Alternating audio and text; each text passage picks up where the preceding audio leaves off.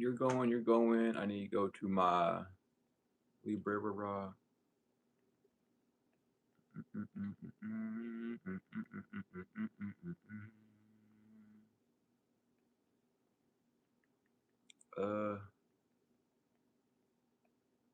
Yeah, damn, I'm gonna have to go to the.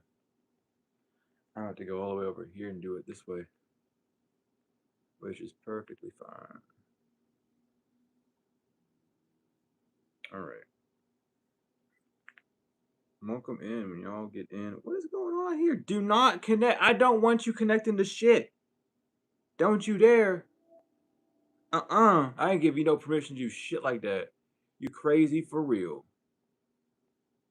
Acting like you can just go connect to some shit that I ain't tell you to. Fine. What the hell wrong with you? Don't. You better not be connected. And you is. Get disconnect from this. Bad phone. Yes, close the player. No one said to connect to you. Bad. Ain't no one in my whole squibble up say you to connect there. Come on, bro. Get with the program. Not your own, my program. Because I'm trying to get you to just pop up on my screen. No. Alright, whatever. We just not gonna worry about it. We just not gonna have chat on my phone today.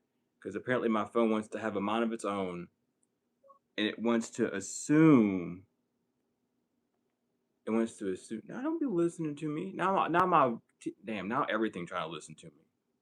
I'm gonna just turn it off. I'm gonna turn all my devices off. Because y'all just be acting crazy for real. That shit dumb as hell. Anyway, welcome when we get in. When I'm done having technical difficulties with literally every device in front of me, we will start the QnA. I don't know who told you to connect to the TV. No one did. Get out my phone. Bro, I just turned you on. How did you know what I wanted you to play? How did you actually know what I wanted you to be? That's you crazy now. Now you're starting to scare me. I'm just kidding. It's like every technology has just gained an eye of its own. And it's like, you know what? This is what you want. And it's like, is it really what I want? I guess so. Shit's crazy for real. But yeah, today's Q&A is about guides. So yeah.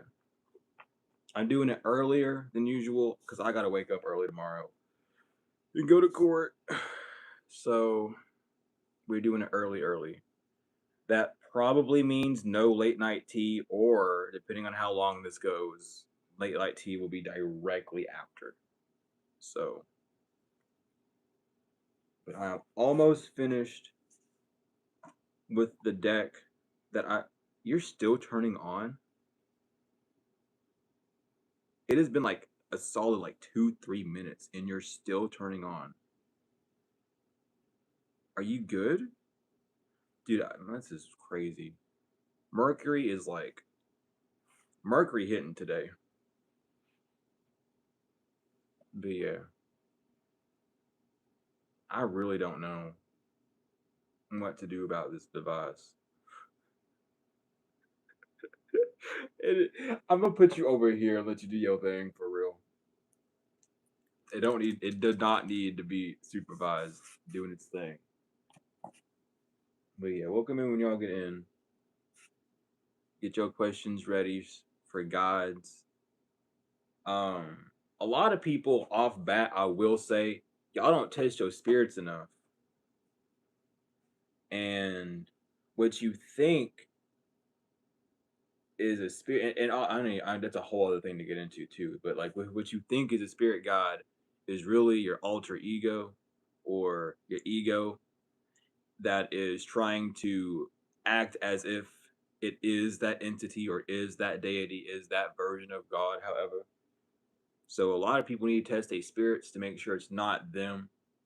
The spirit guide's not always going to give you an answer. A spirit guide is most definitely, like 99.9% of the time, not going to give you an answer that you like to hear. because it's going to require you to maneuver around something. It's going to require you to fix something because they're there to guide you. And they know what your heart desires rather than what your ego desires. So you got to watch out for that heavily.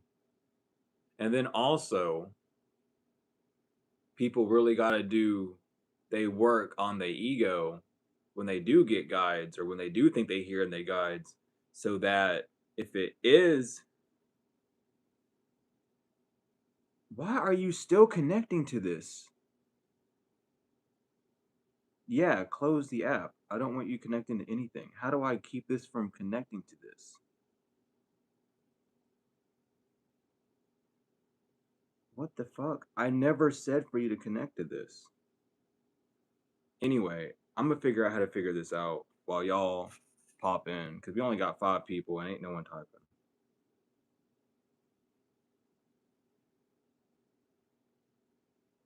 So, if it's gonna be one of these oh, there we go. It took 6 people in. Took 6 people to start typing. That's crazy. Dude, this phone is fucked. For real.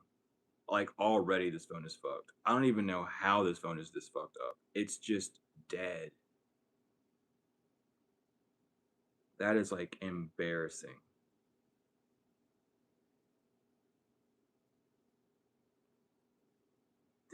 It's so slow. But yeah, Q&A about guides. Put your questions in the chat about guides.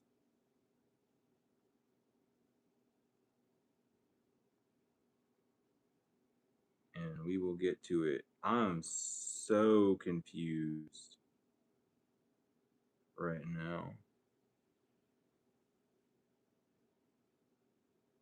So that's the funny part. Your guides are your higher self. Your higher self is what guides you through life. So your higher self is really the guide. What do you mean? Don't. What is going on? Anyway, this phone is like fucked up. I'm not even gonna look at it. Like you hit the ground hard. I don't know what's wrong with you, child. Anyway, so your higher self is your guide, and that's your main one you need to listen to.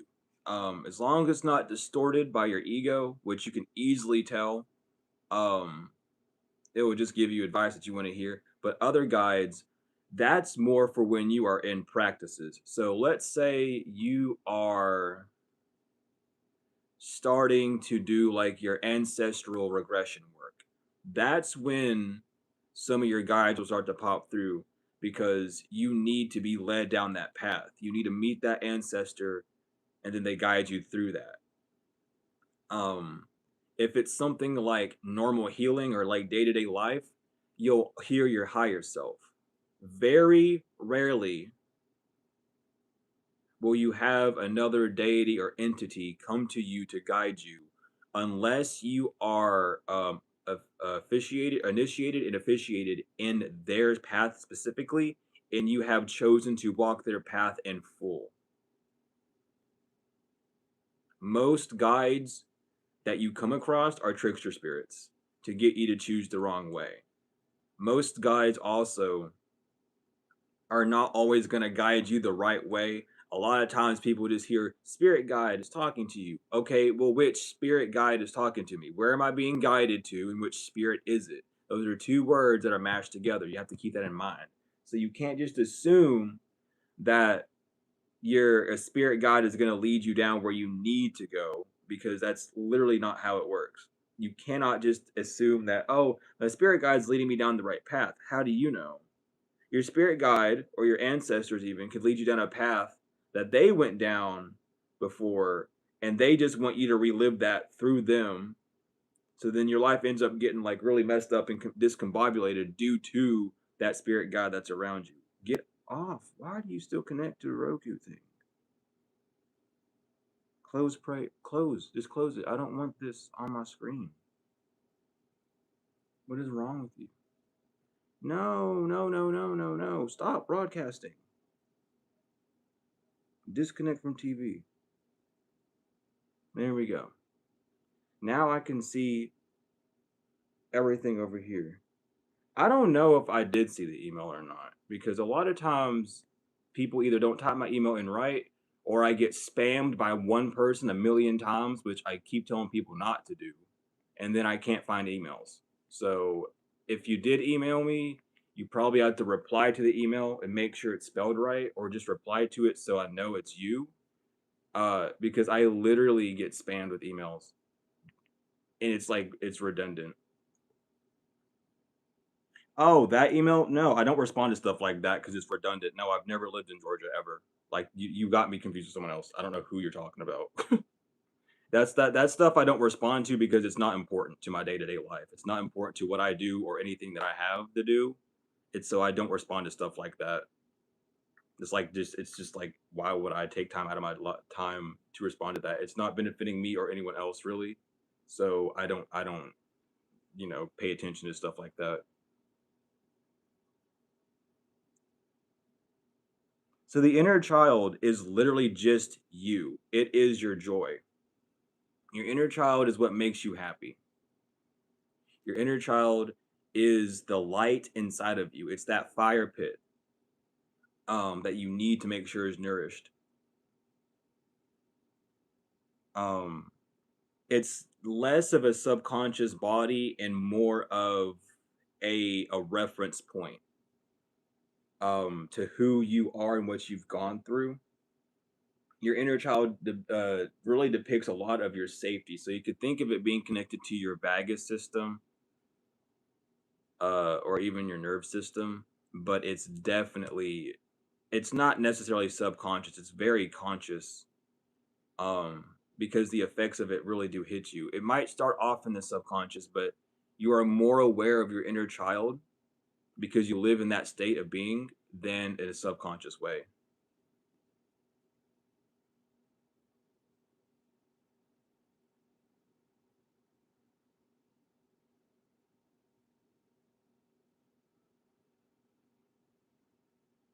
But yeah, not a lot of people, because not a lot of people know what spirit guides are. Not a lot of people talk to their guides. They just, oh, my spirit guides do this for me. But okay, well, who gives a shit? What do you do for your spirit guide? It's the same thing for your ancestors. Not many people talk about your ancestors either.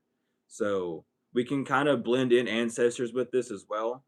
But like, what is going? Are we behind? Oh, we are behind on there. That's why I'm like, why the fuck am I reaching over here? I'm not even. Anyway. But we can. I'm probably gonna blend both those in. So we have questions about ancestors or guides, definitely, because people don't talk about them. It's like everyone has them, and everyone, quote unquote, huge damn air quotes, works with them. You know, so it's like no one ever talks about it. And it's mainly because they don't know anything about them. They're too afraid to admit it. They just hop on the bandwagon. Oh, I talk to my ancestors. I work with them. Do you work with them, or do you make them work for you? Most of the time, niggas just make the ancestors work for them. It's usually your elders that work more with your ancestors than anyone else because they actually know about their ancestors. It takes because for me, I've always listened to my spirit guides. I've always talked to my ancestors. That's been something I've done since I was a child. So me at 26 now, I've matured with them. They know how I act, and I know how they act. We've bonded. Most people on their journey, they just pick up shit and run with it. There are ancestors that hate you and want to steer you the wrong way. There are ancestors and spirit guides that want to watch your life fall apart because they're upset that they weren't the one to do what you're doing now. Literally. There are ancestors that still have beef with your other ancestors and spirit guides that have beef with them. And there's even ancestors that if you dare put them on your altar next to other ancestors, they tear that shit up. You have to know and you have to talk to them. These wars don't end unless you solve them. So you really have to pay attention to that. And a lot of people don't even talk about that when they talk about their ancestors. They think, oh, all your ancestors love you. No, they don't. Some ancestors want to kill you for real. Why do you think you get bad advice? You pray to your ancestors, ancestors, uh, protect my energy from anything that I don't need. Well, what if one of your ancestors is trying to purposely fuck you over? Oh, I'll give them what they need, and it's what your ego wants because you are also part of your ego still. So your ancestors and your guides end up feeding into your ego and making you do dumb shit. And it's like, well, Why'd I do that? Because you were guided to do so, because your ancestors told you to do so. Your fucking raging ancestor that wants blood all the time told you to go do some dumb shit. That's why. It wasn't for like any form of like standing up or bloodline healing. It was just simply I want to beat the fuck out of someone again, and that's why. But you have to use your discernment. That's why you have to heal. You got to look at your ego and see, is what my guide is doing helping me through this? The awakening, well, you that means you haven't woke up yet. To be awake means to be not awake or asleep still. So I don't know where you were lifted to, but it might not have been as far as you thought.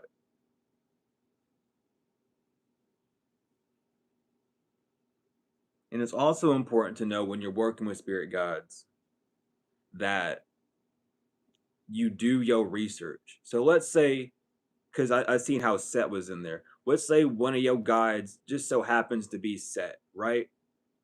A lot of people off bat would be like, "Oh my god, it's evil, it's bad." Well, Set was actually a balancer. He was still a primordial. He was part of the Ogdoad, the fuck. I can't pronounce that word. The Ogdoad, whatever. You know what I'm trying to say. And the nine main ones. He was a balancer. Though he was in chaos, without the battle, without not even the battle, but the conjunction of Ra and Set or the reset, we would not have a reason for the sun to, go down. Ra, the whole point of us calling it the sunset wouldn't be a thing if Set did his part. It's all just a job. So you have to sit back and see, why are these guys talking to me? Are they talking to me in the benefit? In the realm of benefit or in the realm of destruction? And that goes back, back to your ego. What are you in right now? What is surrounding you at this time? Is it something that you can build off of, or is it something that's going to destroy things? Either or isn't good or bad. Those are just the realms that you're in. It all depends on how you use that force that they are guiding you with. And that's like the greatest big piece that people have to pay attention to.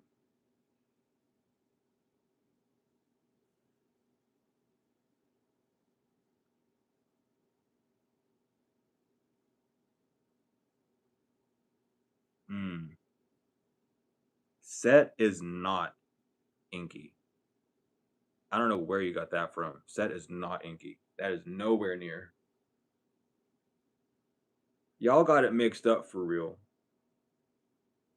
Ink. I don't know why people think Inky is the bad one. Y'all, it's Enlil that is the one that we call the. I ain't gonna get into it, but it's Enlil that would be more towards quote unquote Set than you would ever call Inky. That's a big weird thing. But that, if you read the holy tablets, which I have the link of that in all my videos and all my lives, that people just so happenly, when they ask me where is it at, and I tell them, they just don't go to it because they're ignorant. If you go down in the description, you can get the book for free that tells you all these things.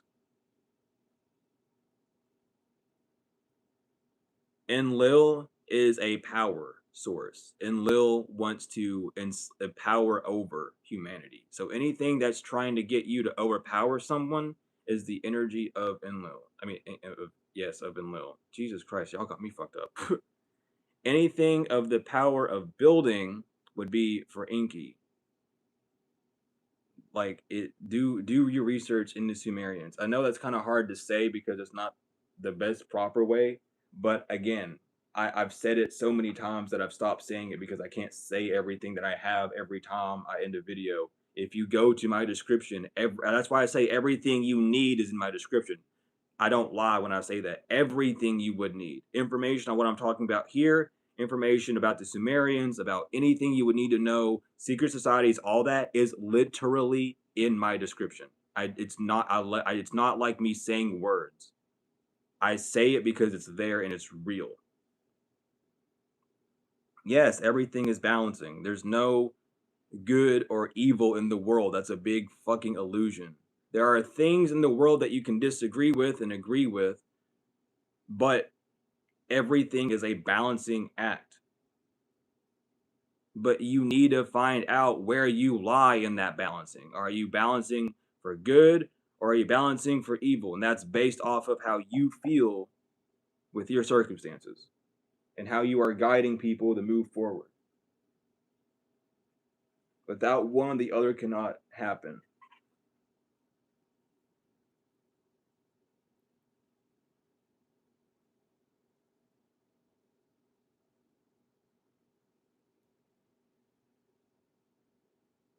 Marduk is not Inky and or Enlil's father.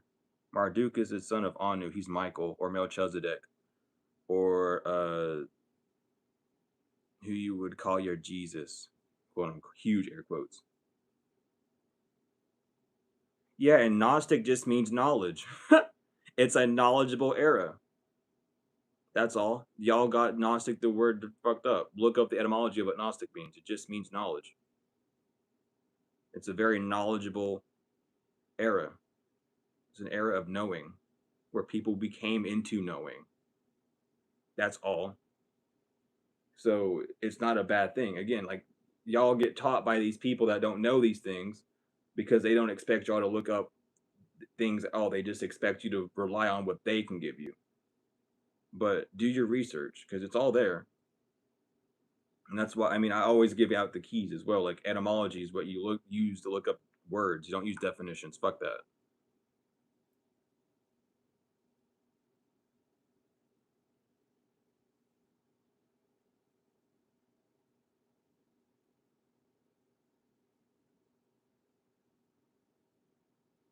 I get that. But you will just I'm telling you right now, I'll say it again.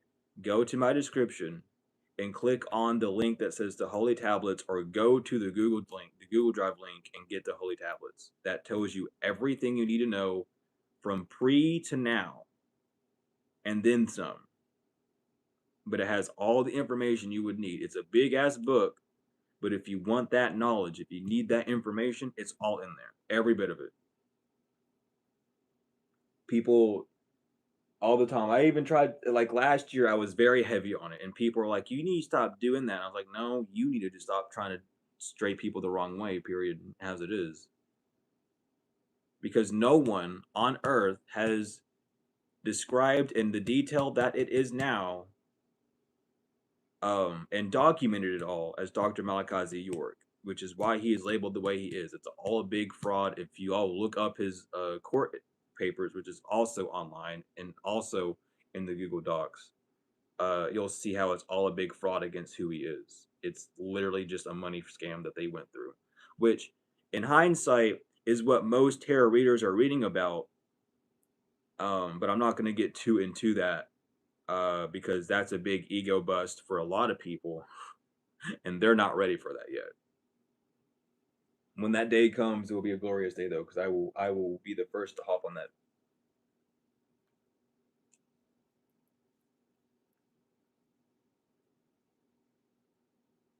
But again, this is about guides, so questions about spirit guides and ancestors, not necessarily Sumerian history, you know.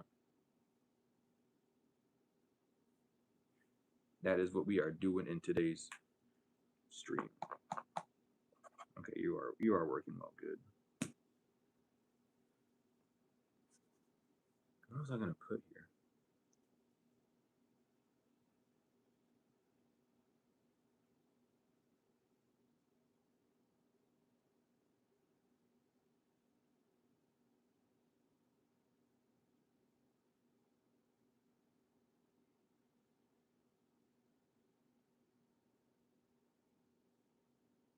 No, but your angels can be your guides. In fact, three angels you have three angels that guide you through your life, that document and write down everything you do. So your guides don't need angels, as they mainly some as you literally have three of them that are your guides.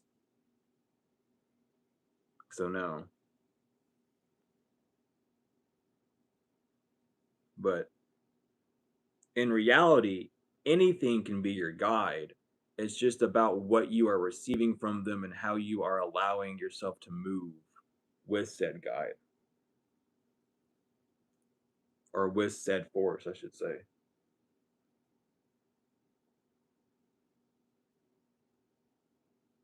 But doing meditations on whatever energy you believe is guiding you will tell you its name.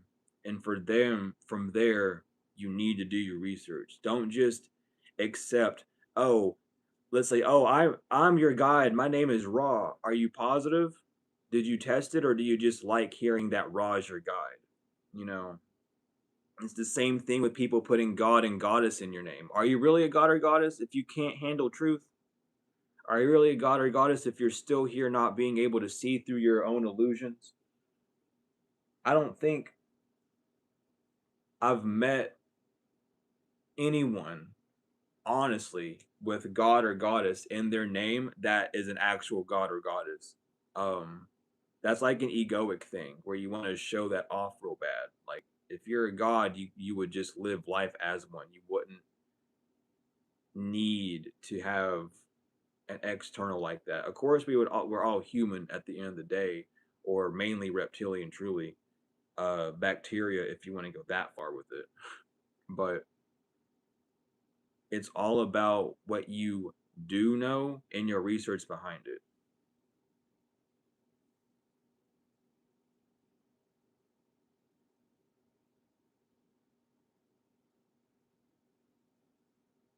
Are you connecting with your grandma in ways that she desires, or in ways that actually connect both of you?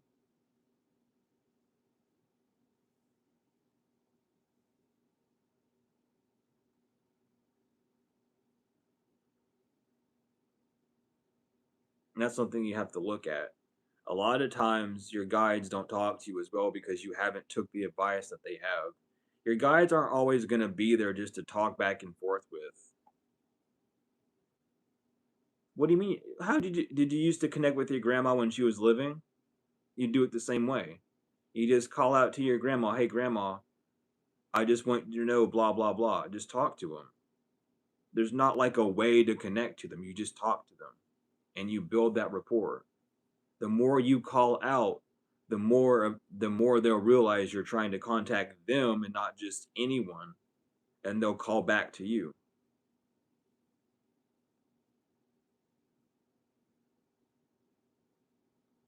Like people overcomplicate it, which I get, but it's really simple. Life is extremely fucking simple. It really is.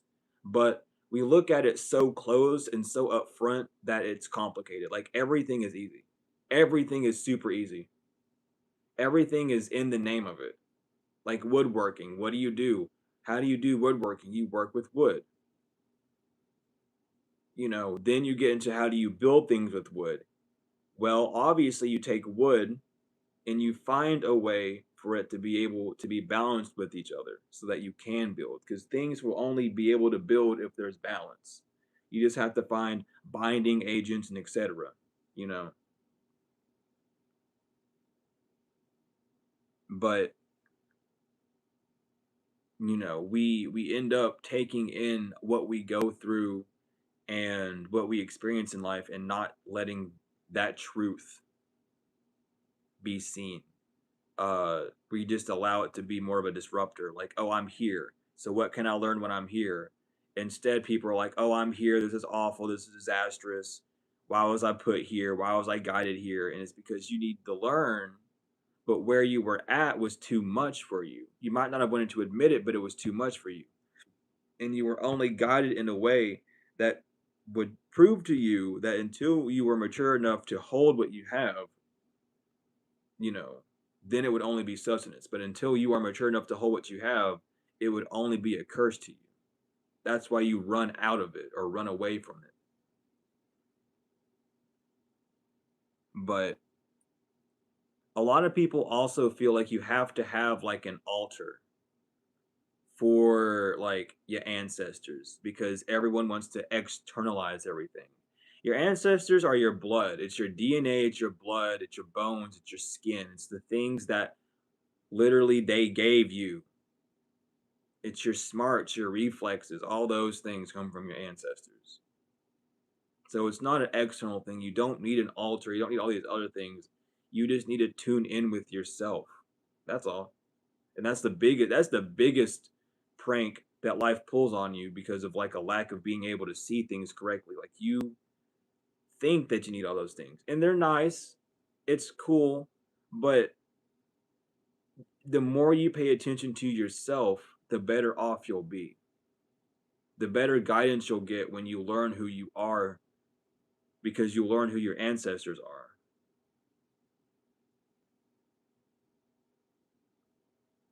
You know, the more that you work with your guides, the more you realize that your guides is just your inner calling from your heart. Everything comes from the heart, and everything that comes from the heart is pure. It is only when the mind or the rational mind goes into the heart and breaks everything, because ration means to break things apart. You get rations, which are crumbs basically, or portions of. And then when you become rational in that sense, it breaks it down. Your heart can't digest it because it's not whole or holy. And then that allows dirt to go into the cracks of what was whole. So you need to allow your heart to communicate to your mind by silencing your mind so that you can be guided correctly. That's the process of it. That's why it says in the Bible, you got to find a quiet place. It doesn't say it just like this. I'm not going to quote it directly. But you got to find a quiet place and quiet your mind. You got to stay still, stop and be still. Just sit there for a minute. Just stop. And then you'll figure out what you need to do. Your mind wants you to keep moving. Your heart wants you to rest. You feel like if you rest, you'll be in a fucked up situation because your mind keeps running. The reason why your mind keeps running is because it's running away from your heart. It's running away from the truth. It's running away from the obvious. You need to sit down and literally sit down and stop. Ground yourself so that you can listen to the heart, so that you can be guided the right way.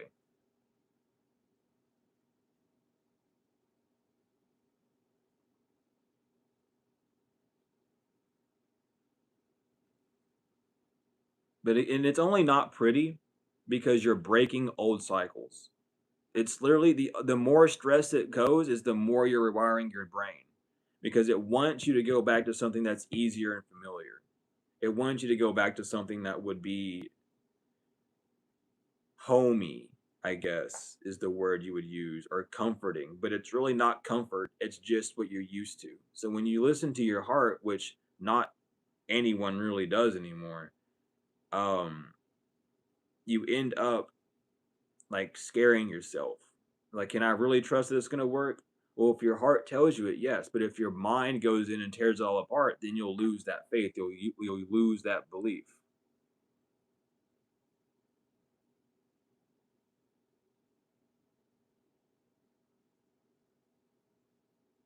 Why'd you say guide and demon?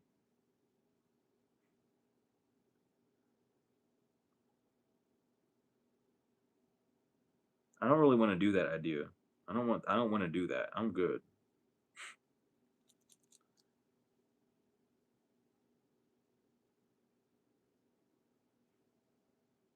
But no, I don't need to do all that now. I don't need to do all that. There are books for that. There are research things for that. You can do that. But I have what I need. If I'm guided to do so, so be it. But right now, that don't seem like something I need to do, especially with what I'm already doing now.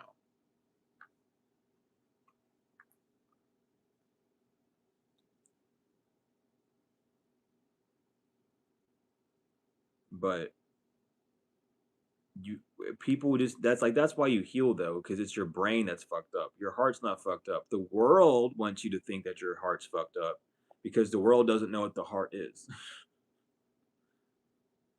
So when you heal, you remove your brain from your heart, basically. That's why the Egyptians, when we fucking did our burials, we threw the brain away, but we caressed the heart and we protected it. We wrapped it. We put a scarab on it. We put a scarab in the hole of the heart too. We said we need this to be protected. We filled it with herbs and wrapped that joint up. put it in an urn, and then when it was time to be put back into the body, we put it back in the body. Because the mind is what fucks everything up. It's the heart that stays pure and true. The heart is the resting place for the divine. It is the part of you that is the fruit that is cut from the tree, if you can think about it that way.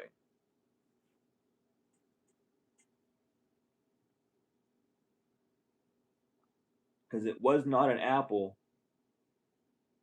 that the devil used to deceive. It was, well, the serpent used to deceive, I should say, the snake. It was literally a fruit. They picked the fruit. They picked at their heart. And Shaitan said, oh, now you know good between good and evil now. Because now you can debate with yourself. Have fun. He didn't lie. But he did make it a struggle. Because that's how gods are. They are decision makers.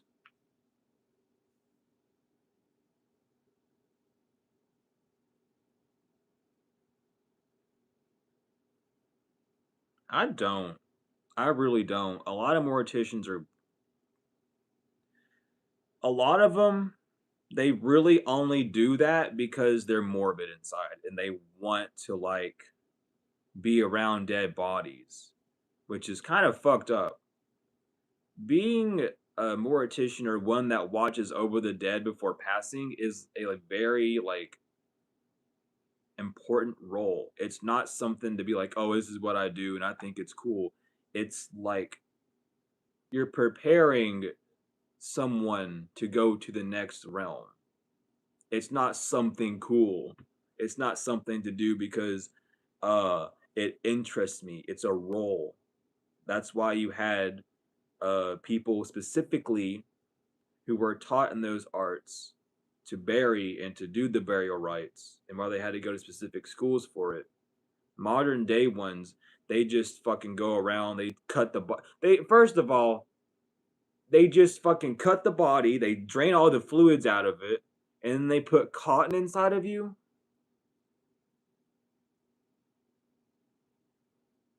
Like, why would you do that? You would put herbs in the body. Why do you think it smells so bad there? They put like chemicals in the body to make it smell better. You're supposed to use herbs and natural fragrances so that the body is sweet and untempered. But those niggas don't know what they doing, especially modern day ones. Now, there are some that still keep those practices good and clean, but it's also a main reason why people are even allowed to do grave work, because they literally disturb the dead before they even die, so they're not even leaving the realm, they're wandering the physical.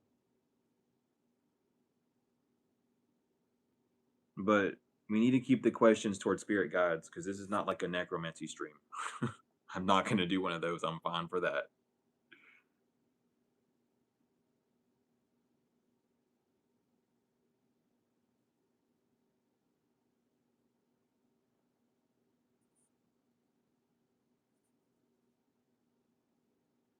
But yeah, let's keep it focused on what the title of this is, which is for guides. I should probably put and ancestors, but for now it just says guides.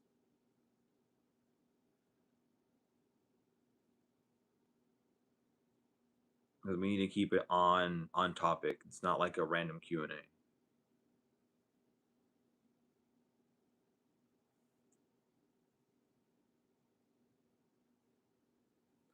Why are you not working now? Now you want a break for real? Damn. This poor phone. It don't know if it want to work or not half the time.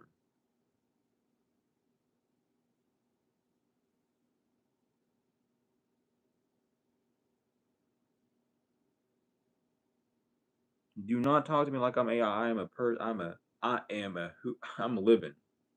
I'm a human being.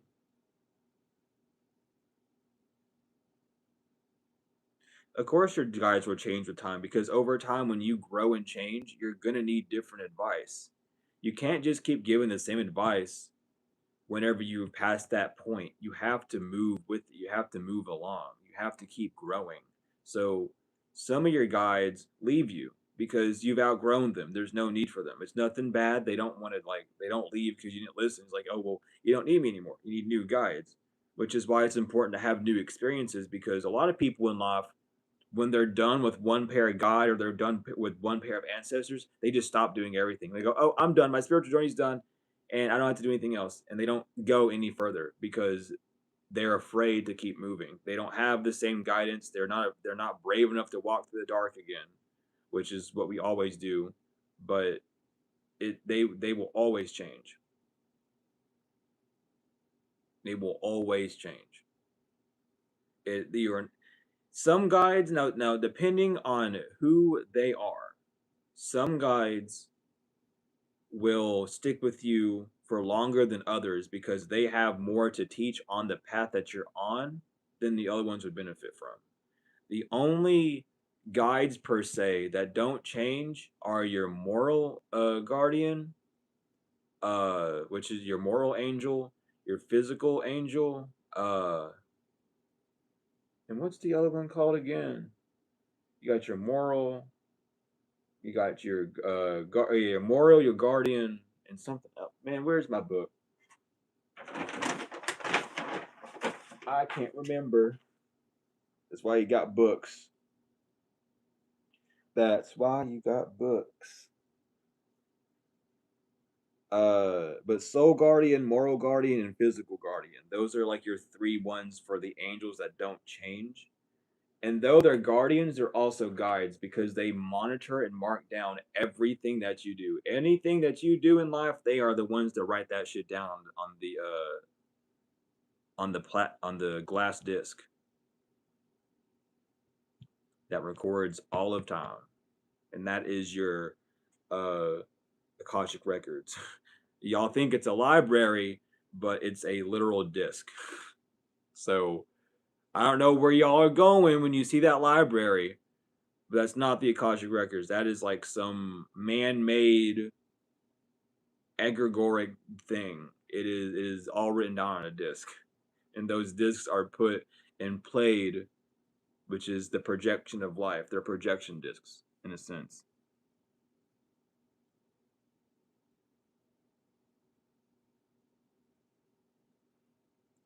Well, your guides, you don't really manifest your guides. There's nothing you can do to create your guides.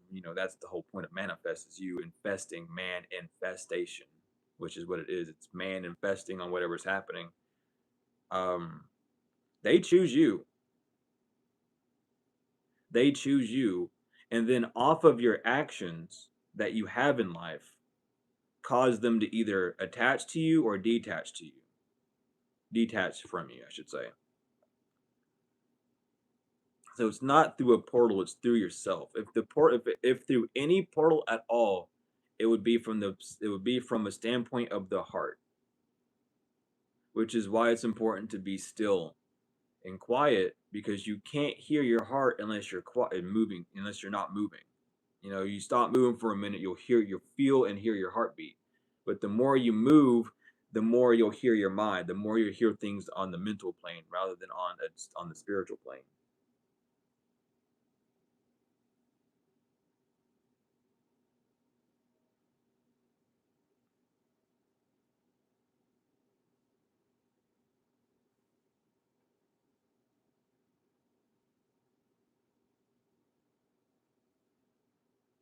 There are like rituals per se that you can do to have visualizations of your ancestors and guides that I'm not going to go into. But there is that sense.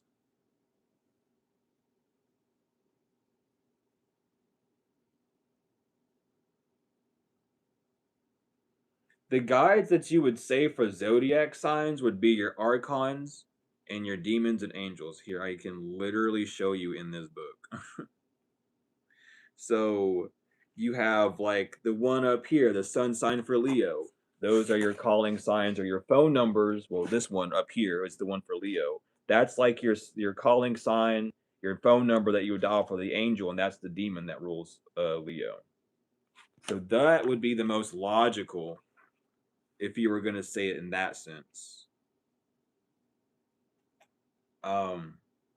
But all angels, all demons, all guides have a phone number that you dial in with glyphs. Either those glyphs are sigils or they are the actual 24 glyphs that you get from the constellations themselves. And that language is a language of its own.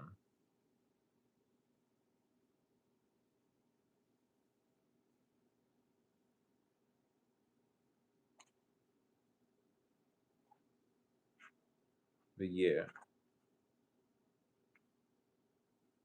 So it all depends on how you want, and you know that's a whole other system going into it. But there are many ways to connect with them. The book is called The Grimoire of Heaven and Hell, but you could also just look up like the angel and demon for specific zodiacs. Like hold on, let me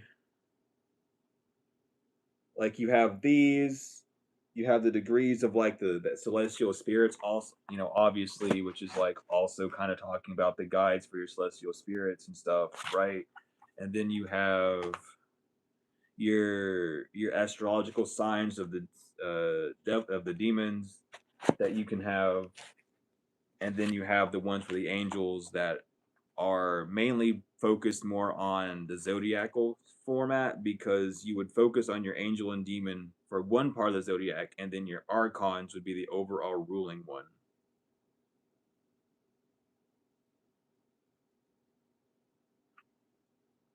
Well, there's a lot. Is there anything else in here that could have helped with that? I'm pretty sure there is, unless I'm silly. Oh yeah, there is. Yeah, I forgot. So then you also have like your archangel and the days of the weeks that they rule and stuff, and that also kind of helps you connect with certain guides and be moved some way. You just ignore this page. You don't even worry about that one. That's a gate. You don't even worry about no gates up in here yet. They say click. Don't worry about no gates. But you do have them. You have your angels and planetary days that rule per hour. Different angels watch different hours of the day based off of the astrological sign or the astrology or the planet that's ruling during that time period.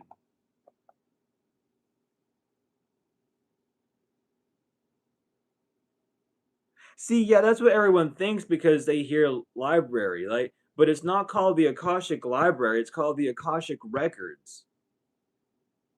So, oh, you use a library to record things. Yeah, but it's a record.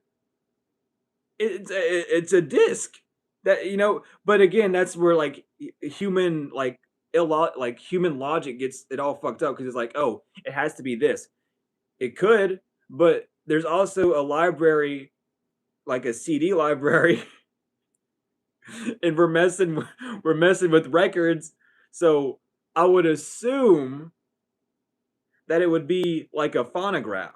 That's what it would. That's how it is recorded because the vibrations on how you know how you get music on phonographs on records anyway is the vibration. So your vibration or your aura, your color is recorded on that disc, and then that disc is played out through life, and that's your song. That's the whole point. But we would think it's like a bunch of books,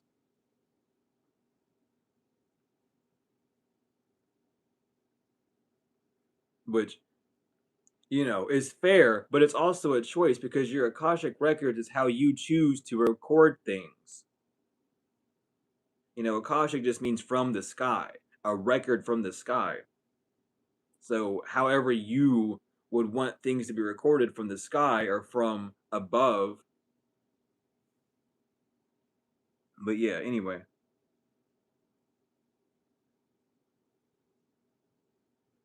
But that's where you get all your glyphs and stuff from. It's a whole thing. And like I've talked about this a lot, and everyone wants to give me dog shit, but it's not my fault. I've done my research. Well, it is my fault because I'm the one that did it. But regardless, it's like when you look into these things, instead of just taking someone's advice, and especially Western, if you take advice from like a guru that only has studies in like Western stuff, they are so like wrong. I have to just say it. Y'all like they, y'all are so stuck about America this, America West, West, West. There's a whole other, if you look this way, like east, this is where everything came to the West. Y'all had Pythagorean go to the schools of Egypt and then go back to Rome and teach them incorrectly. And then y'all just went with it for decades and centuries. Centuries, I mean, not decades, but y'all went with it for centuries. And now people are finding out, oh, our math is wrong. No shit, Sherlock, it's wrong. Because the person that went to the schools of Egypt only went there so they could learn to bring shit back to the Romans. It was an undercover operation.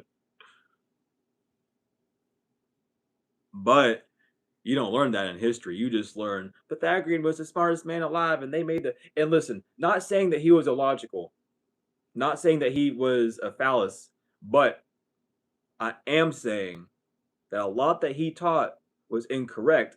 The ones that truly knew mathematics and how the world worked resumed and resided in Egypt even until Egypt was raided, because they stuck and learned, because they realized I can't just take this knowledge and run over here and tell it. The knowledge is always expanding. There's new wisdom, there's new reasoning, there's new experiences within that sphere. So I have to stay here to continuously learn, because everyone over here doesn't know what I'm about to fucking teach. And that's how it is. You have to stick with where it came from.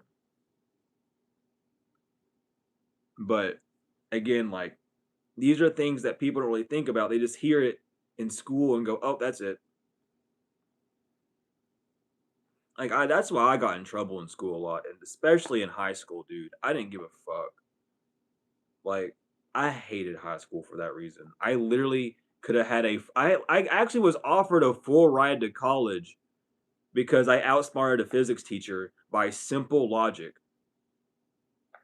But it's here. I'll even show y'all. I will literally show y'all how simple this logic is. So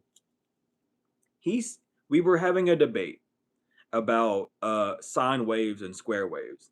And we were talking about the sine wave. Y'all know, if y'all don't know what a sine wave is, the sine wave is just on here.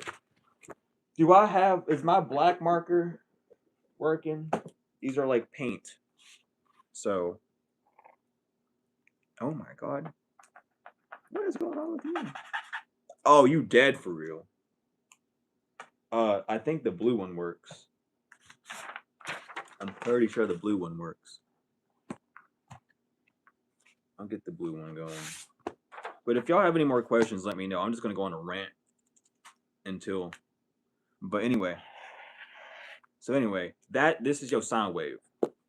Just that little movement. You see it on heart monitors all the time. It's just a wave, right? He was trying to tell me that a sine wave does not equal a square wave. I gotta get more ink up in here. But he said this. He said a sine wave does not equal a square wave. And I said, yes, it does. And he said, no, it doesn't. I said, draw a sine wave. So he does. He draws a sine wave, right? He draws a sine wave on the board. And I'm like, I want you to draw. What are you doing flying away? I said, I want you to draw a line at the top and bottom. Okay? And he goes, all right. So here you go. You have your parameter, which the sine wave resides in, right? It's cut off, right? It got its barrier. You see a top bottom line. And I was like, I want you to lower. I want you to draw another sine wave. He goes, okay. And I said, at the apex, well, I think that I forgot what it's called, because I don't give a fuck about the technical terms. I said it is the apex of it, where the apex of the curvature hits.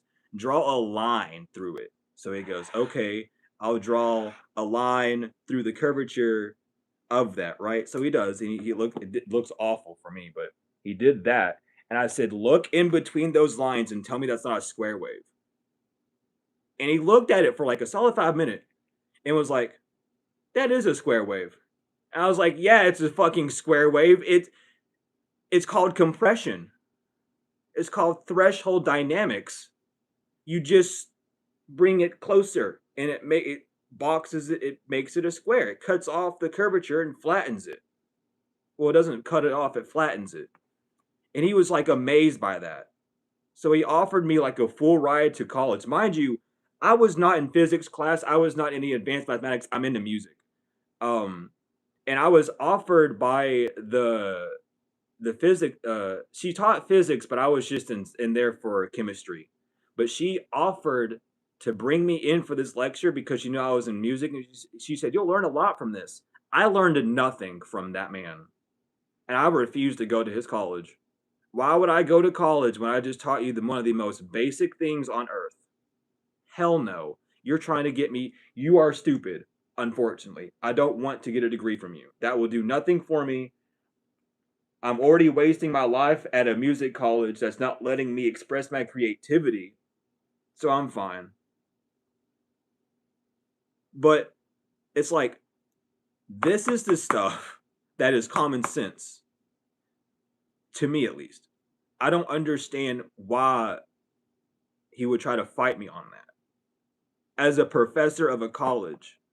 And he had all sorts of equipment. He had an oscilloscope, which is just a visual wave, a visual wave dynamic a thing. It just shows you what the wave looks like through frequency. It shows you what like the frequency looks like in shape. Sorry, I fucking can't speak. But in a 2D uh form, it uses two oscillators to show you what it looks like.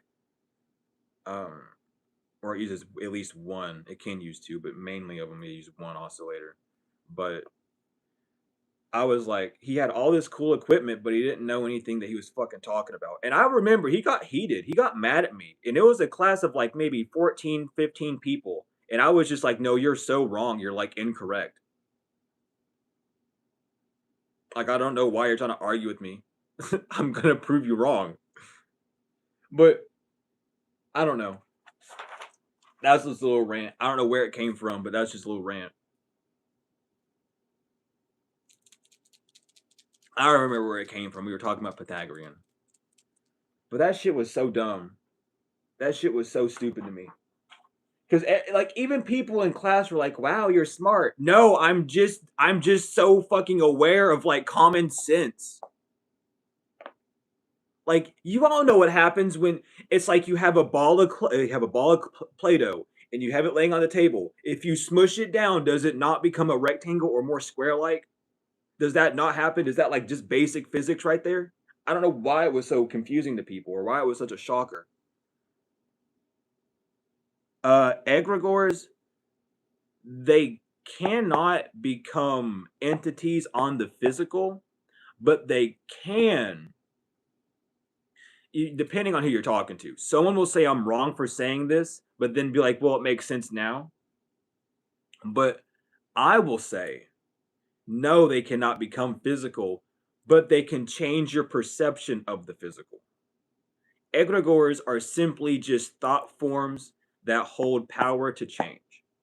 Um, so if I go around spreading a social delusion, I'm going around spreading an egregore, right? Because my social delusion would be, fuck, I don't know, that like Chicken Little, the sky is falling. Until it was falling, everyone thought he was crazy. So you know what I mean? That's a bad example. That's a really bad example because that's not even egregore. That's just a fucking prophet. But they're not physical things. It's all mental. Think of egregores as a parasite. Your traumas are egregores in the sense that they will convince you of what other people are doing. But it's not that true. It's a possession. Um, you're thinking more of servitors that can be made, or servitors, however you want to fucking say it, because I know there's going to be someone saying, oh, you're saying it wrong. Anyway, they can become servitors that then can become godheads, right? So if you allow a thought form or an idea, because egregores are also just ideas, so it would be there we go, and that's why they would say I'm incorrect. There we go. Thank you for logic kicking in. But it would only become physical if it's an idea of creation, like fads. I'm gonna spread a new fad. Everyone can wear their hoodies backwards, and that's a new fad. But when the hoodie's wear backwards, the hoodie has to be bedazzled in a certain way. That's a fad, which is an egregore. People hook on to it. Oh, I have to do it. Then it becomes a godhead because if you're not doing it, then you're not in the cool kids club. You're not in the clique, right? That would be how it becomes physical. Other than that, it is simply just a thought form that then possesses over you, that convinces you that something is one way rather than another. Because all these spirits can do is suggest things to you. They can never make you do anything. A possession is just a extremely strong and irresistible suggestion that is given to one in a willing fashion.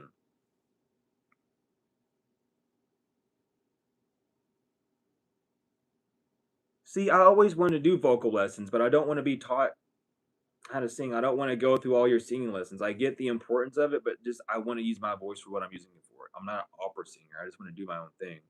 And that's what college taught me. I failed my college final 3 times because they wanted to. And it was bullshit.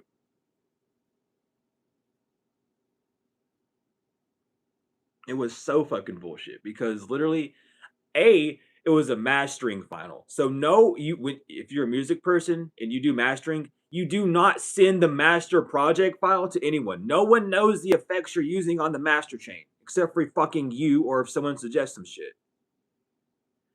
They failed me, and I'm still baffled by this to this day because it's like, what the fuck are y'all doing? They failed me because I wasn't using the correct plugin. They put in the notes, master sounds fine, wrong plugin, retake final. Are you kidding me? You said it sounds fine. It sounds fine. I passed. And so I went and I retook it. And then they failed me again. Wrong plugin. Still sounds fine. I said I'm taking this one last fucking time before I lose my actual marbles. I literally I actually had like a mental breakdown the third time I got finaled. I told my dad I'm not going back to college. And he said, "No, you have to finish it." I said, "No, fuck this. I passed the final." I showed him the paper where it said I passed it. It's like they're just failing me for bullshit that no one else will ever see. I'm not taking this. Final again. Fuck this. 2 weeks later, they messaged me. Do you want to come in person to get your certificate or do you want it mailed to you? I said mail it to me. I'm not showing up. I'm not going to show up. You failed me 3 times for some bullshit. I'm not showing up. Give me my certificate in the mail. Fuck all of y'all. Y'all crazy for real. So I'm a licensed audio engineer. And I refuse to bend to the system. Fuck that shit. That shit pissed me off. I was like, really? You're gonna fail me because of this? And then on top of that, what was the weirdest part is there was like a really weird racial underplay going on because audio engineers called the mid-range honky because it sounds like a horn. It really does. It's called honky. They were trying to teach me that, and they said the mid-range sounds honky, and they said I don't mean anything by that, and I was like I didn't take anything from that. Why are you making it weird? You're being weird. You're trying to be weird. I didn't take it as weird. You told me that we're learning about the mid-range of this of audio spectrum. If it sounds honky, it sounds honky. Cool, because it sounds like a horn. Not to be weird. What is weird about a horn? Anyway, sorry, that I don't know why I have to rant like this. We're supposed to be talking about guides and ancestors.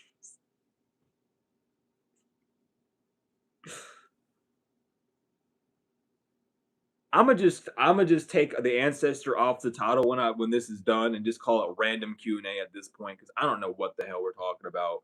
Obviously, no one wants to talk about guides, which is fine. It's no worries. But I'm just I'm just it's like it baffles me, bro.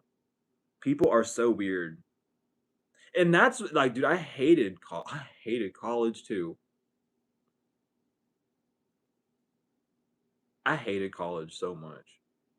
That shit was dog shit dookie balls. I'm not taking that statement back. That's literally how it was. It was dog shit dookie balls. I don't care. I graduated though. I can do lighting. I can do video. I can do anything to do with audio. So I'm happy. Other than that, I could still do it regardless of without those classes. What are the different colors of guides? That is dependent on what guide you're talking about. The angels have specific colors. And so if you're being guided by an angel, you will see their color. Those colors are also significant by the order of the rainbow. If it is a guide that you have personally that you're wanting to connect to, pay attention to what color appears.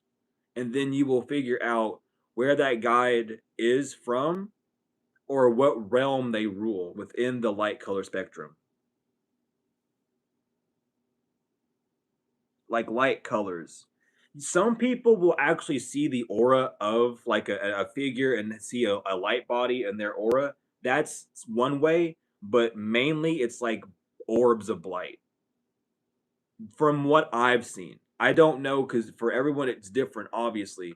But from my experience, orbs of light, orbs of different colors of lights, or like blobs. Like, you know how plasma being look? I don't know if you know what plasma beings look like when they just pop up as like blobs or jellyfish, like that, or like when you take a picture of the sun, and sometimes you don't have any rays of colors coming out, and other times you do. That's also how they can show themselves. But because they're at a high frequency, the highest frequency we have on Earth, one of the highest frequencies I have on Earth is color, and that's perceived by light. Actually, color is perceived by the absence of that color reflecting light. You only see blue because there is no blue that is being reflected uh, from whatever you're looking at. Everything is every color. Everything is the shade of black. But the color that is the most non-dominant is the color that you see when light reflects off of it, which is really weird to hear, but that's how you see color. That is what color is. It is the least common of that.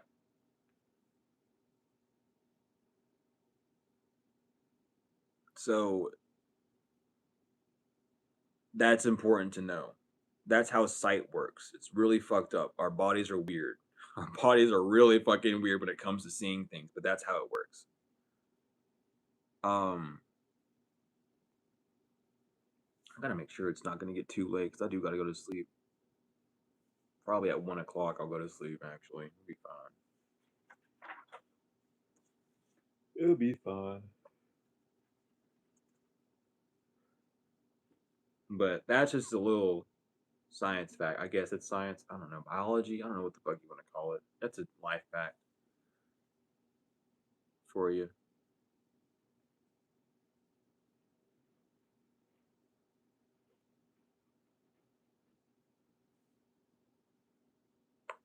Yeah, I mean the one-offs because it's real. Like you can't. I mean, like that's how teaching works. We just it's not contained. You can't really contain a teaching lesson. No matter how on topic I want something to be, it's never gonna be on topic. Yes. Lights. I wouldn't necessarily. I didn't. You didn't say colors. You said electrical things. Don't know why you said colors. But lights and electricity can and will be affected whenever guides are coming through. Lights flickering is always a tip sign of like your ancestors, your guides, your angels being around. Because they affect the electromagnetic field around you. They change your what would that? I don't want to just call it polarity or negativity because it's like there's a term for that. The charge, they affect your charge. They affect your charge. They affect the charge around the area you're in. So sometimes lights will get brighter. Sometimes they'll flicker. And that depends on how stable it is. If a light is flickering, they're coming in, but it's not as stable. if it begins to gain intensity, they're coming in a more stable format. You can also kind of see as flickering as removal. They're there to help you remove something, and the intenseness being there to give you. You can see it in that way as well. But they do affect a lot of the electricity or the bioelectric field around you. God darn, words work with me. But they do affect that. They do affect that field heavily. They also can affect your auric field, which is basically just your mood. So when they come through, they can also affect your mood. Same with any spirits. That's why low vibrational spirits affect your mood in the form of fear. So sometimes when a light flickers and you get worried or scared, that's a sign of like a lower vibrational entity coming in because they're trying to lower your vibration to enter you. If you don't get scared, but you get a sudden like, being, and that's where you got to use your discernment. If it happens randomly that makes you jump, that doesn't always mean fear. You also jump out of excitement. So you have to really know to yourself and listen to your heart. Was this a sign of positivity, or I mean, yeah, or yeah, a sign of positivity or negativity? Was it something that was giving to me, or was it something that was removing from me? And what was it giving or removing? I can use those terms now. We're talking about electricity. I was like, fuck, I don't know if I can say that.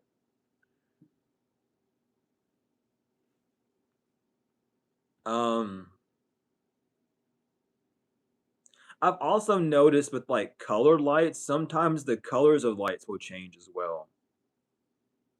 Like sometimes I've been sitting around with the blue light and then it turns to green randomly when it's not supposed to, which shows a force of change in that sense as well.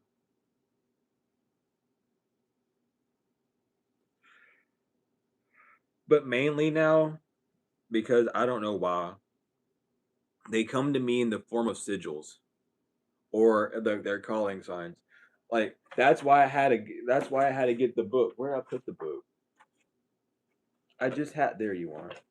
But that's why I had to get this book for real, this grimoire, because sometimes entities just pop up to me in the form of like their calling signs and shit. Like they'll pop up like this or like that, and I'm like, I don't know who you are, but I know what I'm seeing, and I have to go back and look at the glyph for them.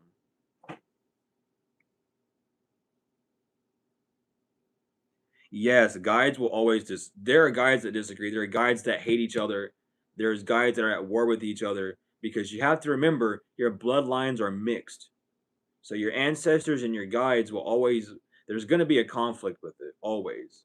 Like this is the best path for him. No, it's fucking not. This is the best path for him. But they do disagree. And for dominant guides, you need you have the right to tell whatever entity is in your space to fuck off.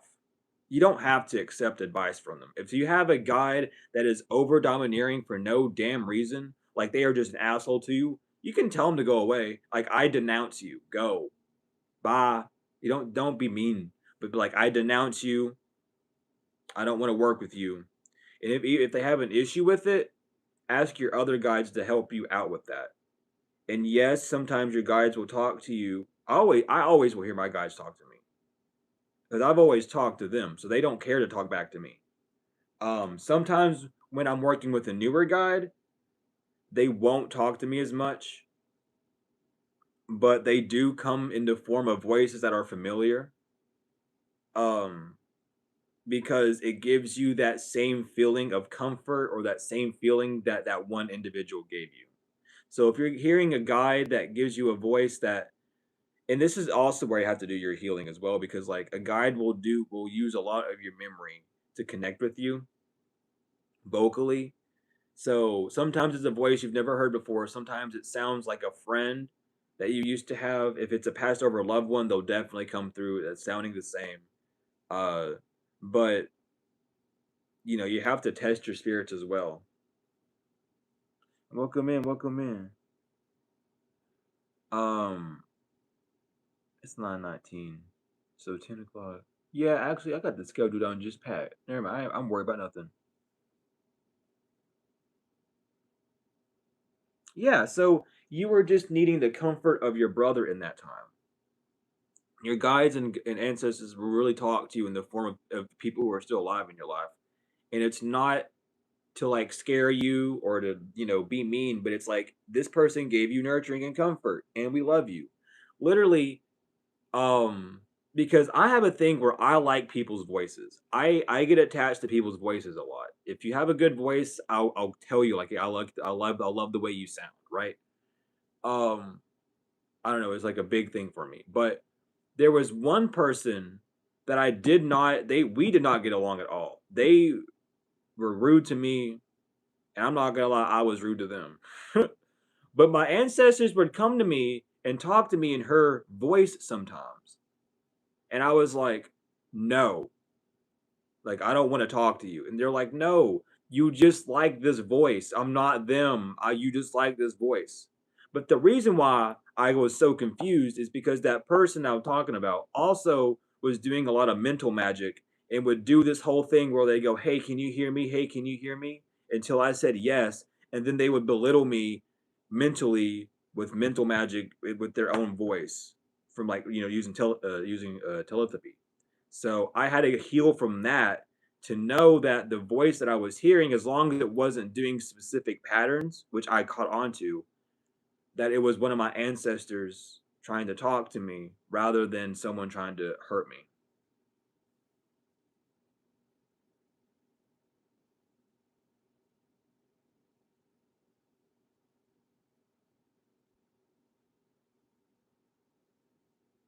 Yeah, that was a whole thing I had to learn how to do. Like that's why, dude. Like like that's why I say you have to heal. You have to if you're gonna work with your guides, your ancestors. You have to. Cause dude. Oh my god. Cause even no, don't fucking start with that. Anyway, besides the point, sometimes it's like you have to just get over that. You have to get over because like there's only a limited amount of voices in the world that one can have. So it's like whatever you enjoy in life, your ancestors will definitely talk to you that way. So like how you said like through memes and stuff, your ancestors will definitely talk to you through memes.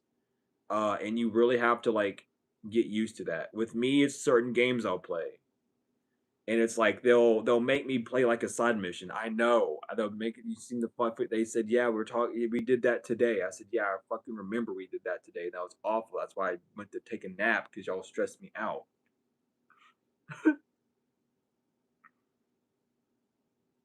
But they'll talk to me through games. They'll make me play a side mission or something, and I'm like, "Oh."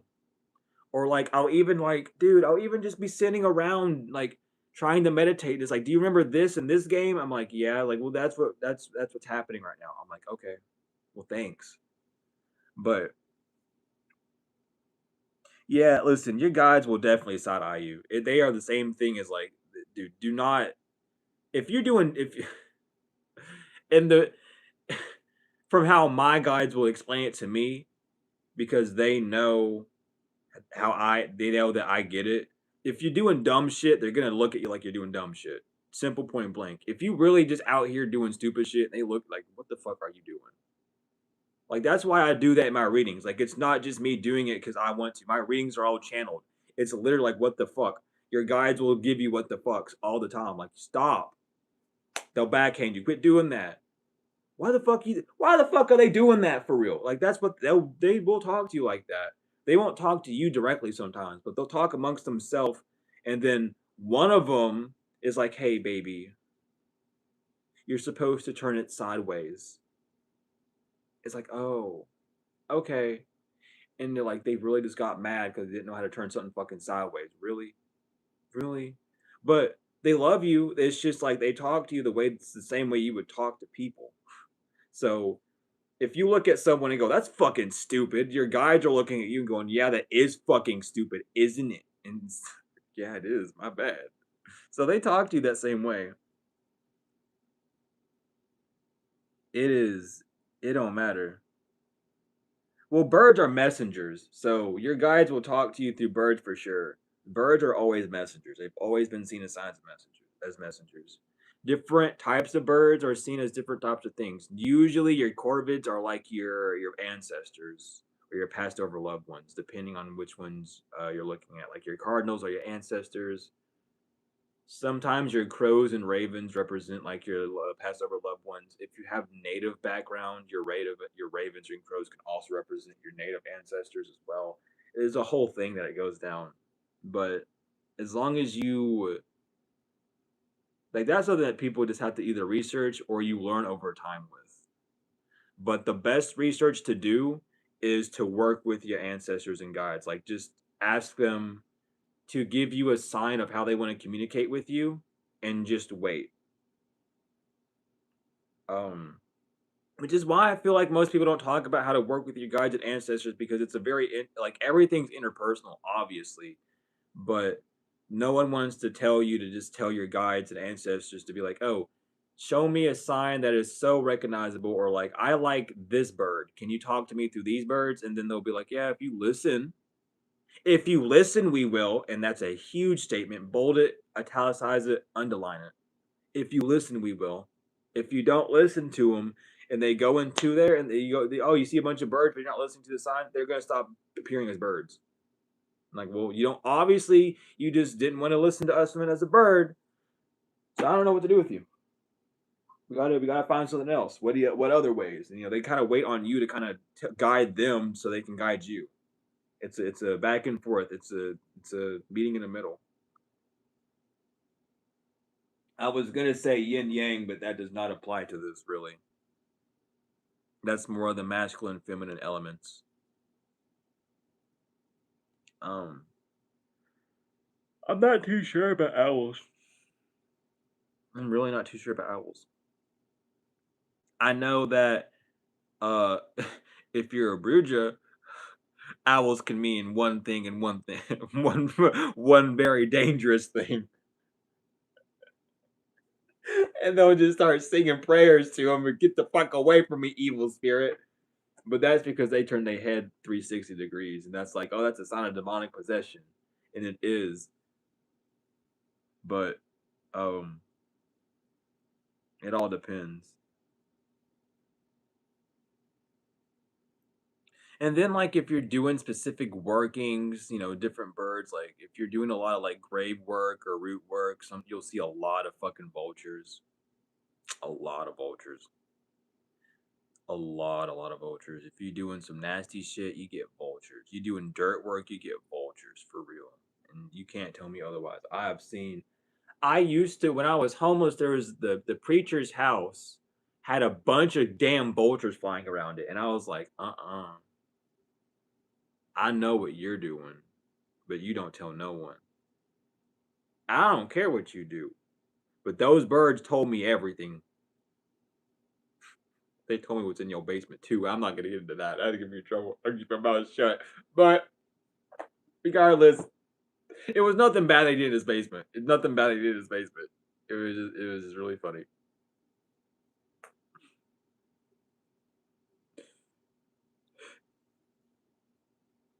I'm gonna get in trouble. I'm gonna get in trouble. If I don't stop talking, I'm actually gonna get in trouble. I'm not gonna talk no more about that. I don't wanna get in trouble. They came to me and said, don't you fucking dare. Not the My gods are like, listen, you talk too much sometimes. Open your mouth and you just let words fly out, huh? Sometimes just a little bit. Not too much, just a little bit. Just a teensy amount. Just a teensy amount. Enough to make it fun. Enough to make it fun. But yeah, I'm gonna give it till 10 o'clock. So we got 30 minutes. We got 30 minutes left of the stream, and then I'm gonna go shower and then get y'all your late night tea. And then I gotta go to bed early. That's why I did this stream early. So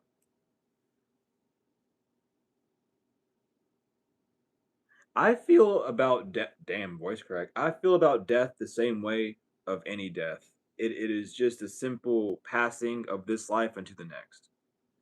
I don't. I don't. I've never really.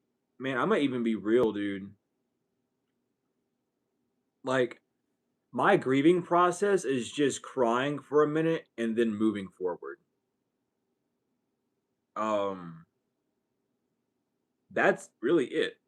Like I don't really spend time on grieving because I know that death is just a transition to a new stage. So I've never really, I don't want to say struggled, but I've never experienced fully the feeling of that separation because I've always known it's interconnected. So I've never really experienced that. I can't really I can't really help you with that, with how I feel about it because I feel happy that they lived a life. I can say that. I can feel blessed to be part of their life, whether it is in the last moments or all the way through or however. That's really about it.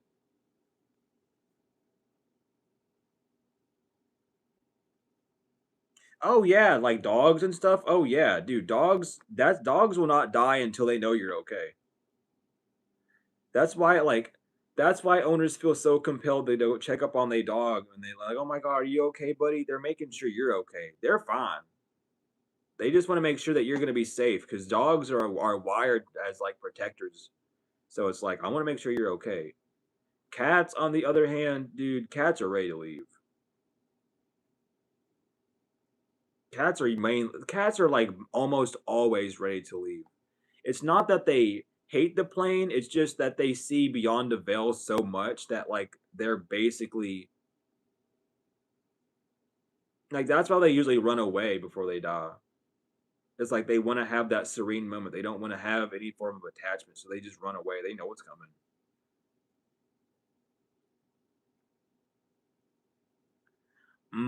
See, that I haven't thought about a lot. So I don't know how to answer that question. I've never really thought about a brutal passing. For mankind, I see that, well, now that I am thinking about it, as mankind, I see that as like a karmic retribution or as the soul wanted to leave. Their last payment on earth is a stain on others, always. If an animal, like roadkill, for instance, I don't necessarily see, I mean, yeah, it's Darwinism, but I also see it as more of a reflecting point to allow people to be more gentle of their own. That's kind of how I view it and feel about it. Now that I've kind of like took time to mess in that energy. But I haven't had dedicated time to think about it in that sense. I love blue herons. I just seen that. I love blue herons. Oh no. Am I gonna sneeze or not? I'm not playing that game. I'm not gonna play that game. If I'm not sneezing, I'm not sneezing.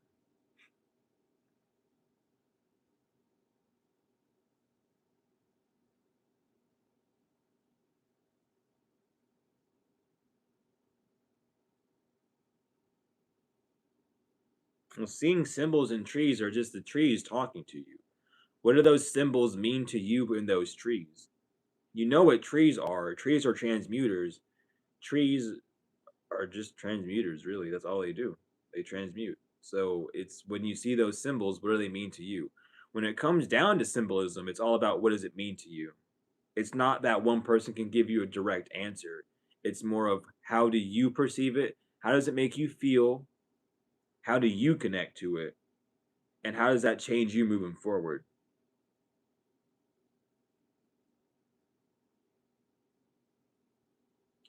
Well, that's like a funny conundrum for me because the living is the dead. You don't really live until you are dead because you're freed of the burden of life. Because when you're living, you're dying. When the second that you're born, you're dying. You know what I mean? So you're not really freed or you're not really relating to what is living until you are dead because death is the only active motion that's happening. Living is a very idle motion. Death or change is a very active state of being. So that's where you have to kind of like look at it from there. At least I do. So I can't really I could say that I relate more with death, but in the sense of that being the constant of living. Because there's only some times when you're living where you can truly say you feel alive. And even when you are feeling alive, you are also constantly dying or changing. So it's more about how you see those words, or how I would see those words that would answer that. That's my answer for that. I bet that was an answer no one expected. That's like, what the hell? But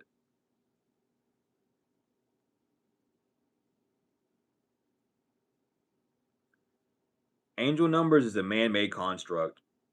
I hate to break it to you. I want I have yet to talk to anyone to tell me any sort of proof or show me anything that will relate to angel numbers. Now, there are numbers that are biblical, as in 6, 5, and 7 and stuff, and then you have your numbers that you will look at that relate to biology, which is what numbers do. They are glyphs of the stages of life. They go up to 9. Um, but angel numbers as a whole, that's a man-made construct. So there's not really any information where it came from other than like a comforting uh, factor. It's like a whole thing because you have your life path number and things of that nature, and that ties into your birth chart and your astrology. But angels that rule over numbers is not necessarily a thing that I've seen. I might have to look back at a book because I am getting pinged by it that might explain that, but I've never found like an explanation because what angel is 333 then? You know what I mean? Oh, you say Jesus. Jesus wasn't an angel. Jesus is a title. Oh, Christ. Oh, well, Christ is also a title. You're ascended masters. That's not an angel. That's ascended masters. Those are those that exceeded humanity. So, where's the angel in that? Where are the beings that existed before humans did, before Earth was created, that lie in that number? Explain to me that. And that's what I've always been waiting on. No one can give me an explanation. They only get mad at me and say blah, blah, blah. But what do those numbers mean to you? Numerology is a very valid system, but what is an angel number? And if there's angel numbers, then there has to be demon numbers. And what is the difference between an angel number and a demon number? And then how do you fuck? How do you tell the difference between that? People don't want to go into that. Oh well, you don't have to worry about it being demon numbers because it's only angels. God's not the only thing that exists. God created the devil by making an angel that fell down. So there has to be demon numbers. Not everything's an angel number. So how do you know that the angel number that you received is not just a demon number or a warning? Well, they're both warnings, but what would be warned? You know what I mean? It goes into a whole system. If you're going to create a system, it has to follow rules. Those rules have to be backbones for that system. So, though angel numbers are a thing that exist, what are the rules that define a number being angelic and not? Oh, it just has to be a number. What angels up to 9, because there are 9 numbers. There is no number higher than 9. 9 is the highest number you get, it's the highest value. What angel is associated with those numbers? And then what angel is then associated with those demons? There are only 7 archangels in most systems, huge quotes, right? So why does it stop at 7? Where are the other ones at? Why, you know what I mean? There's a whole thing that you have to look at when it comes down to that system that people don't want to get into because it's like, oh, it doesn't have to be that way, but it does because if it's not, then you're just selling me a lie. And I don't want a lie. I want a truth. But those numbers, what do they mean to you? You can add, because again, angel numbers. Are you going to add up the sum of those numbers and how numerology is supposed to be to get the angel, or are you only going to look at it as a full compound? There's two ways of seeing it because they give off two messages. How does that work? You know what I mean? Like it's not, it's not to dispute or anything or say that it's not a thing. It's just I want the logic of it. I want to know because you asked a very good question. Because it's like, what have you? There is no system that I found that's fully correct. There's people that teach demon numbers and demon numerology, but how does it incorporate with angel numbers? It doesn't, or they don't really define how they do.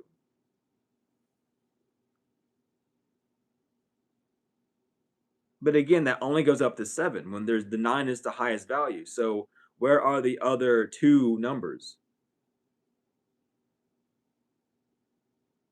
You know what I mean? But numerology is based off of the 9 months it takes for birth to happen because 9 is the final resolution of that. It's a biological thing rather than a spiritual thing. They would be demons, so you would have 2 demons and 7 angels, which again makes no sense because every angel has its counterpart demon with it. Every angel does. Every angel rules over a demon. There's your angel that rules over the demon. Always. That's how they work. That is your giving and your taking, your force and your release. So even then that doesn't make sense to only have 2 demons. Who are the 2 demons that you would have? Why would they be the 2 main demons? And then what would make them where would they be positioned? Are you saying that the angels in at 7 and then 8 and 9 would be demons, even though 6 is representative of death, of 6 ether, of a lack? And then you have even 5 that means of change. So why would it not split at 5 when it would change? You know what I mean? There's so many things that logically would not make sense within that system. But if you could find a way for it to work backed up, then kudos to you. Right, but what is 14? 14 is 5. Because then with numerology, since it would be based on numbers, 9 being the highest number, you're looking at 1 and 4, a compound, 1 coming before 4. So 1 plus 4 would be what? 5. You see what I mean? Like, you're taking a system that already exists and you're adding on to it. So it has to continue that same logic, or else it becomes illogical and a fallacy. And it's like, I don't know. This is why I this is why I need to do more of these because people don't think like this, or the people that do think like this, they're not public online at all. They don't want to deal with talking about it like this, but it's fun to. I enjoy talking like this, dude. It gets the brain moving. Why would my brain need to stay still? That makes no sense to me. It makes no sense at all to me.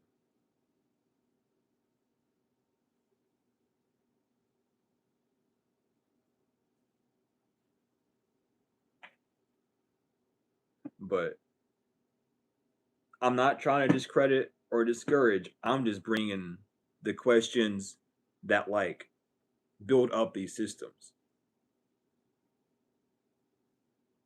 It really does. Like barely anyone does it, and that's what pisses me off. All y'all sit up on your high horses like, oh, we don't need to teach people this. Yeah, you do. Yeah, you do because you used to be that way too. You used to not know shit too. So why do you want to hide your knowledge?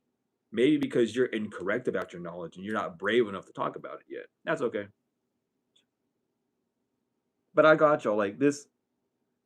I don't know. This is literally how I am 24/7. I am not like anyone else. And I love it. But not to say that there's other people that don't think like this at all. I'm not trying to center myself in any way, shape, or form. I'm just saying the position that I'm in and the platform that I've chosen, People do not talk like this. And if they do, it's in video format where they don't really have a chance for people to ask questions about it. Thank you for preaching about etymology. That shit, it helps. Like, people need to switch to the etymology of things. And I've always been talking about that. In numerology as a whole, it can be seen in two different ways, but still two different systems. One of the numerology is based off of the mathematical system, and then you have your biological slash astrological system, because your biological system goes further and further until it does hit the sciences, and then goes to the spiritual, which would be your astronomy and etc., where that would count. You find this doing like your Kabbalicism pass, and like your Gnostic pass. So, you have two different ways of looking at it. Because you look at it, then you have master numbers, like master number 11, master number 33, 55, 44, 99, etc., right? Where those systems have logic behind why they are mastered. It's because that's a doubled number. It would be 3 by 3, or 3 to the power of 3, or 3 to the third power, however you want to say it, or 1 to the first power, or 9 to the ninth power. However, that has its own system within it. And then you break down into the symbolism of those numbers put together, where 3 would be 8, which would be completeness. 1 would be 2 lines or something being equal, or 2 statures. Your hierophant, I mean not your hierophant, but your high priestess, your poles. However, right? Then those systems start to make more sense that way. But again, they have something that they are able to root in to add logic to, rather than just being something to be it. So when you really look at this stuff and do like research, you start to find out why these systems exist and how they exist, and how, though man uses their creativity, they may not be using their creativity in a very grounded or solid state. It is exactly because 8 is 2 threes. It is exactly that. I'm glad you put that together. That is exactly it. When you have 1 3 here and 1 3 here, because they'd just be mirroring each other, or they'd be like that, but you did make it 8. That's exactly how. So I'm glad you put that together. But these are those systems. It's the same thing as 13. The number 13 can either be seen as 4, or it could be seen as B, as working, something in the works. You see what I mean? You see what I'm talking about? It's because when you look at here, let me get my blue back out, bro. Wait, is my purple working? No. Fuck. I gotta charge my phone here soon. It's on 20%. But then you have like 13, right? 13 is just B. That's just a B. I don't, that's an awful B. That's an awful B. But it's just B. That's all it is. And B is BEE, which becomes a bee or a butterfly or a change or transition, but you have to put in the work, the transition. So you have your bee who's working in the honey pot, or working for the queen who sees all. I'm just drawing shit at this point. I don't think y'all need to see it. But it's a whole system. It's a whole system of symbology that adds up to each other. But I guess I would just show that. It doesn't make much sense because I didn't go all the way through it. But when I get into my teachings, we will go over stuff like this, because I'm gonna have a whole board that I'm gonna draw on and everything for it. So it's gonna make a lot more sense then. But it's a whole thing, because the 2 E's are your eyes, and beauty is in the eye of beholder. I am still a scribe. I'm always a scribe. I'm always trying to write something. In fact, right now I'm working on sigillum. I need to finish 3 more of these motherfuckers for real. But a lot of what I learned was from my scribe, and I do a lot of my scribe. Oh my god, I forgot what it's called. Uh, bro, I forgot what the school is called. Hold on.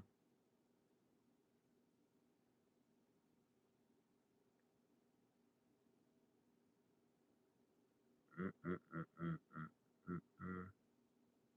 It's Oct. I think it's Oct or something. Yeah, per Ankh. I do a lot of my scribe stories in per Ankh, which is the school of Thoth and Ra and all of them. But I do a lot of my studies in scribing by either meditative writing or by literally studying what Thoth and them did. Um,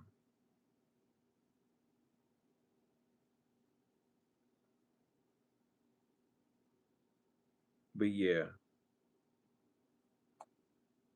I need to fucking. I don't know what I need to do.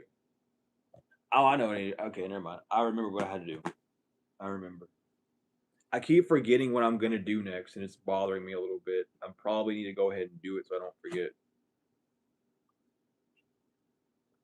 But I did say 30 minutes, and it has not been 30 minutes yet. We have 9 more minutes. I am very particular about my time, so I do have 9 more minutes. I'm not gonna cut y'all cheap on that.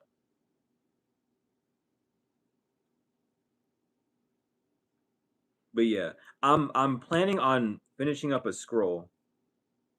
Oh, I don't know how much that was. It came with the house. I'm not gonna lie to you. It came with the house. I don't know. Maybe $25. I don't. I really have no idea.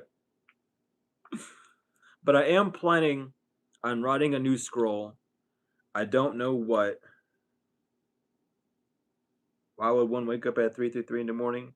That's a question to ask yourself at that time. Why did you wake up at 3:33?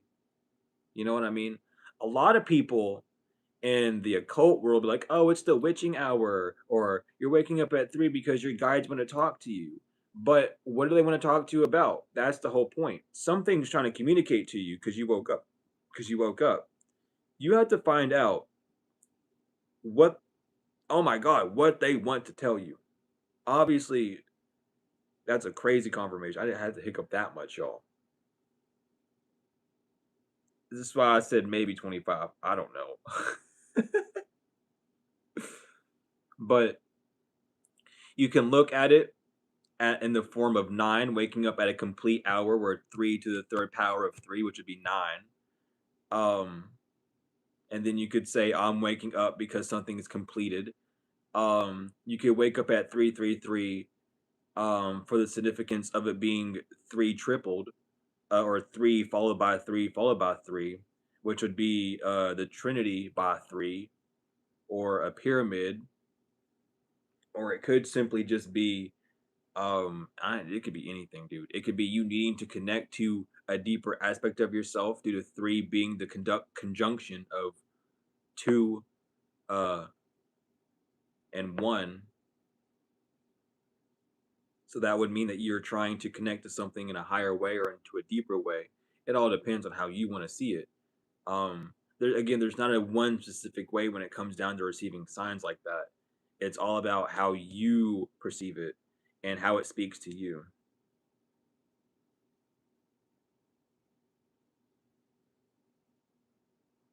But that's the important part. When you wake up at night, you really want to ask yourself and be in meditation for a minute if you can, because sometimes you just wake up and fall back asleep. But get into the habit of asking yourself, why am I awake at this point in time?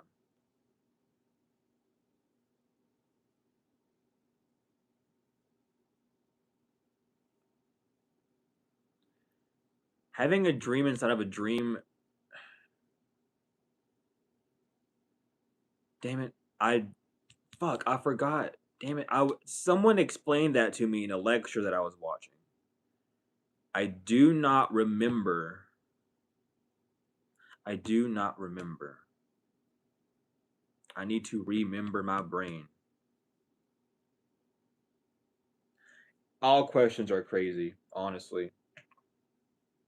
All questions are crazy. Don't worry about asking something, because again, I don't know everything. I don't. I will never claim to know everything. In fact, I probably know a lot less than you think I know. I'm gonna keep it real. But that's the glory of communication. We get to come to these answers together, and we both get to leave with a new piece of ourselves. We get to leave with a new peace in mind of knowing that it's okay not to know, and then being in that childlike state of wanting to explore that realm in a deeper fashion. So that's the important part. That's why I don't like teachers. You're not supposed to teach from a fucking book. You're supposed to. Everyone can teach you something, dude. Like how I had that rant earlier. That professor did not know about the sine wave square wave thing, but I taught them something that they were a profession in. But I was just fucking around on my laptop making music, and I knew that. You know what I mean? Like it's so much that you can learn. It's all about experience. It's all about getting your hands in that dirt, literally working with it, so that you can see these things. But we'll never know. And at the end of the day, what does it mean to you? What does it mean to you? That's all. If it means something good to you, awesome. If it means something bad to you, awesome. But how are you going to allow that to move you forward, or how are you going to accept that? Are you going to accept it as something detrimental and not work on it, or are you going to work on it? Are you going to accept it as something good and stop, or are you going to accept it as something as beneficial and stop, or see it as something beneficial and keep moving? That's up to you. That's the whole point of it.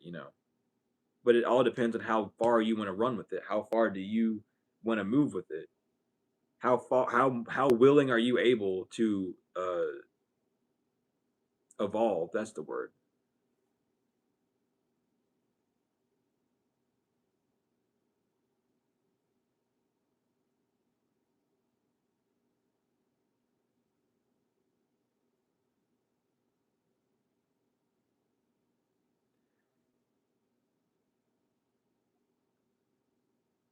So that could either be you looking into other timelines because you energetically align with it, or that could just be you seeing, because your dreams do tell things of the future. They can. So that could be part of like I don't want to call it a dream prophecy, sure, I guess, like a dream prophet, because they do technically write out dreams. So that would work. So you could either say it's like a dream prophecy or you seeing something, or it could just be you energetically aligned with an alternate timeline that you could hop to if you kept that vibration still. But it's important to know, like, you keep your vibration the same by staying on that track. You know, you can't change something up. You have to stay on that vibration because any change would alter what you're seeing. It's a weird thing with your vibration, how it works. It goes all the way down, but the main part is if you're working towards that goal and you have that dream, keep working towards that goal in that way. That doesn't mean it's going to happen immediately, but it does mean that you're heading in a path where you can actually see the pathway and create it and connect yourself to that timeline to get that. And if not, then it could show you what could be or what could have been of that timeline in a sense. It's a way for you to like flush your system in a sense. It's really interesting. But I am I am going to head out. I am going to get ready for y'all's late night tea. I gotta shower. I gotta do my thing, and then I will be back with y'all's late night tea. And hopefully, it's not too chaotic. It might be. I'm not too sure. Regardless, though, thank y'all for being here. I think I'm just gonna keep naming these things like Q&As instead of having a title for them, and just do the title stuff for teachings instead. Um, just to make it simpler. But hopefully y'all learned some things, had some fun. I love you all so much, tenfold and forever and forevermore. Thank y'all for stopping here. Everything you need would be in the description. If you need help with anything, email me. If you need help with, well, if you need help with finding information, I'm probably just going to link you to the Google Drive or like a specific part of the Google Drive to look through. But my email's in the description, my donation link's in the description. Website's in the description. Everything's there. I love you all so much, tenfold and forevermore. Peace in the Lamb. It has been truly wonderful, and I will see you all later. Well, and actually,